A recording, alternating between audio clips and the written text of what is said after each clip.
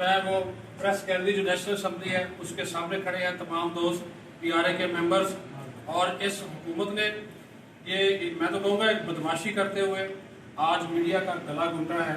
हम सब के पास इसके कार्ड्स मौजूद हैं, सब तमाम दोस्तों के पास, जो कि हमें बड़ी तकालीफ और मुश्किलात के बाद मिले हैं और अक्सर लोगों को ये कार्ड नहीं मिले। लेकिन इसके बावजूद हमारे एहतजाज वॉकआउट के फैसले से डरते हुए इस वक्त स्थायी हुकूमत ने ये इकदाम किया जिसकी हम शदीद उम्मीद करते हैं। और PRA इस वाले से खामोश नहीं रहेगी। हम अभी नीचे भी जाएंगे, गेट नंबर 1 पे जाकर जो है वो एहतजाज करेंगे। अब मैं आसिफ मसीह चौधरी साहब जो सेक्रेटरी PRA उनसे बात करवा उनसे कहूँगा कि वो ज़्यादा ख्याल रखें। बिस्मिल्लाहिर्रहमानिर्रहीम। प्रेस गैलरी के सामने आप देख लें कि ये वो चंद साफी हैं जिन्हें हुकूमत ने कार्ड दिए थे। इसके अलावा सरकारी लोगों को कार्ड दिए गए, लेकिन जब उन्होंने देखा कि मुट्ठी भर साफी भी जो है वो अपना प्रोटेस्ट रिकॉर्ड कराएंगे सदर के खिताब के मौके पर, तो उनके अंदर ये इखलाकी जुर्रत नहीं थी कि हमें हमारा जो पार्लिमानी रिवायात के मुताबिक प्रोटेस्ट होना था कि हमने वॉकआउट करके आना था बाहर, वो उसको फेस नहीं कर सकते थे।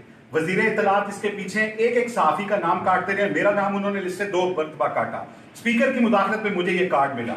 मैं ये समझता हूं कि ये वो प्रेस गैलरी है जो मार्शल लॉ के दौर में कभी बंद नहीं हुई थी। आज इस हुकूमत का, इस फस्तायत वाली हुकूमत का असल चेहरा हम सबके सामने आ गया है। इस प्रेस गैलरी को इन्होंने आज तो बंद किया है, लेकिन मैं ये बता दूं कि अब इसको खोलने का फैसला PRA करेगी। ये एक इजलास तक मामला नहीं चलेगा। अगर इसको बंद करने वाले ये समझते हैं कि आज इसे बंद करके हमारी आवाज को दबा दिया जाएगा, सब अच्छा की रिपोर्ट दे दी जाएगी, तो ये उनकी भूल है।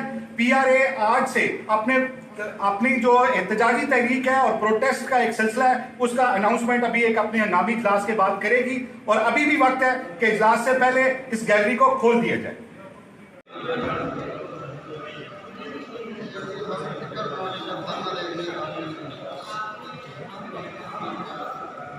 PRA